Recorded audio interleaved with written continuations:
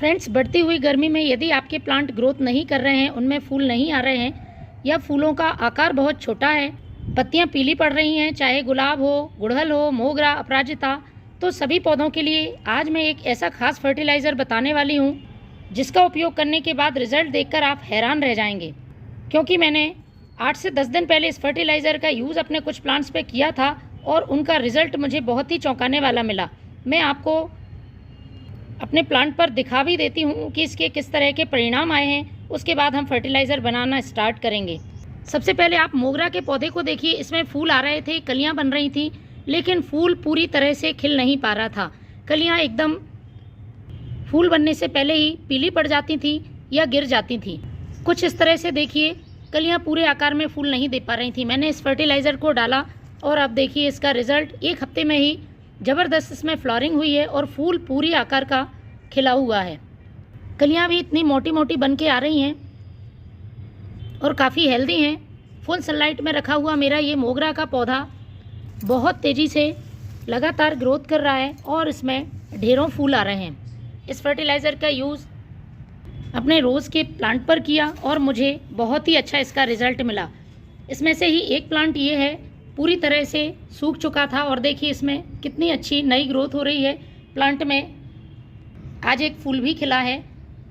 पौधे की टहनियाँ अभी भी आपको नज़र आ रही होंगी, पूरी तरह से सूख चुकी थी। इन टहनियों पर देखिए, काली होती हुई टहनियों पर भी फिर से नई ग्रोथ स्टार्ट हो गई है।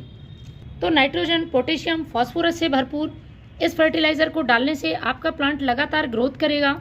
और साथ में गर्मियों में एक सबसे बड़ी समस्या होती है पत्तियां पीली पड़ने की, तो वह समस्या भी खत्म होगी।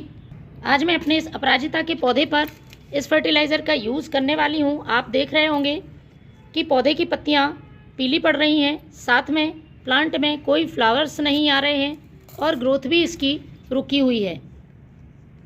अगले वीडियो में मैं आपको इसका रिज़ल्ट भी दिखाऊंगी। तो सबसे पहले आप जिस भी प्लांट पर इसका यूज़ कर रहे हैं उसमें आपको 2 से 3 काम करने हैं। पहला, जिन भी पौधों में सीड्स बन जाते हैं उन सीड्स को आपको हटाना है। अपराजिता, जिसे कि हम शंखपुष्पी भी कहते हैं, इसमें फूल के बाद तुरंत सीड बनने लगते हैं, तो इन सीड्स को आपको ज़रूरत नहीं है, तो बिल्कुल हटा दीजिए। दूसरा काम, यदि प्लांट में फ्लावरिंग हो रही है और फूल सूख चुके हैं, जैसे कि देखिए मेरे मोगरा के प्लांट में ये फूल सूख चुके हैं, तो इनको आपको बिल्कुल से हटा देना है। अगला काम जो कि सभी पौधों के लिए बहुत ज़रूरी है, मिट्टी की गुड़ाई। मिट्टी में से कचरा खरपतवार हटा लें और इस तरह से मिट्टी में गुड़ाई कर दें। मिट्टी उलट पुलट होगी तो जड़ों को पर्याप्त मात्रा में ऑक्सीजन मिलेगी। हम जो भी फर्टिलाइज़र डालेंगे प्लांट पर बहुत जल्दी असर होना शुरू होगा।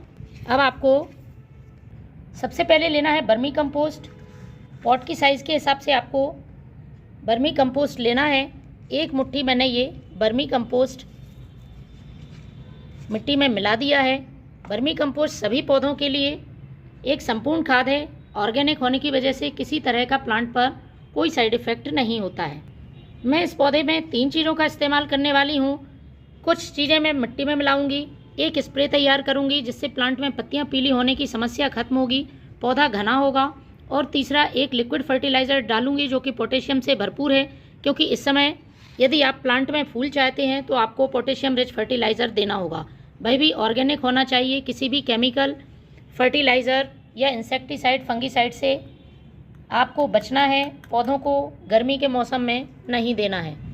तो 2 छोटा चम्मच मैं यहाँ पर यूज़ की हुई चाय पत्ती ले रही हूँ। जब भी आप इस तरह से यूज़ की हुई चाय पत्ती का अपने प्लांट के लिए उपयोग करें तो फ्रेंड्स अच्छी तरह से धोकर सुखा लें, तभी यूज़ करें।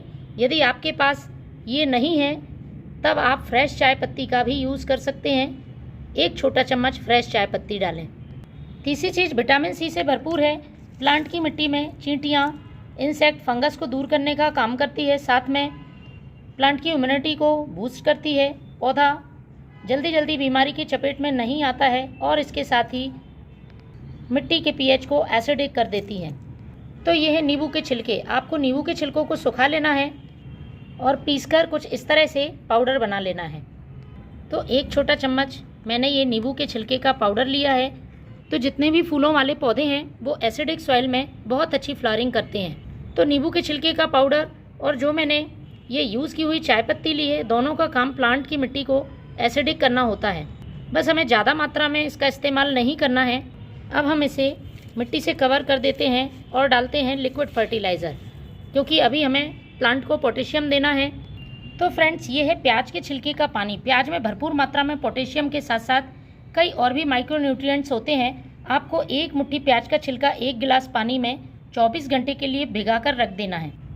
दूसरे दिन हमें इसको छान लेना है और जितना आपने ये प्याज के छिलके का पानी लिया है उतनी ही मात्रा में सादा पानी मिला लें और इस फर्टिलाइज़र को हमें अपने प्लांट की मिट्टी में डाल देना है। उतना ही डालें जितना कि जड़ें अवशोषित कर पाएँ, ड्रेनेज होल से बाहर नहीं निकलना चाहिए। अब फ्रेंड्स, हमें प्लांट को हरा भरा घना बनाने में, पत्तियों को चमक लाने में और पीला होने से बचाने के लिए एक स्प्रे तैयार करना है। आपको लगभग 1 लीटर पानी ले लेना है। अपने पौधों की संख्या के हिसाब से इस फर्टिलाइज़र को कम ज़्यादा बना सकते हैं। मैंने यहाँ पर आधा लीटर पानी का इस्तेमाल किया है। यदि आप 1 लीटर पानी ले रहे हैं तो 1 चम्मच और आधा लीटर पानी ले रहे हैं तो आधा चम्मच आपको यूज़ करना है एप्सम साल्ट। मैग्नीशियम सल्फेट इसका पूरा नाम है। मैग्नीशियम की कमी से ही पौधे की पत्तियाँ पीली पड़ती हैं। तो इसमें डालकर अच्छी तरह से मिक्स कर लेना है और स्प्रे बॉटल में भरकर प्लांट पर अच्छी तरह से स्प्रे करना है।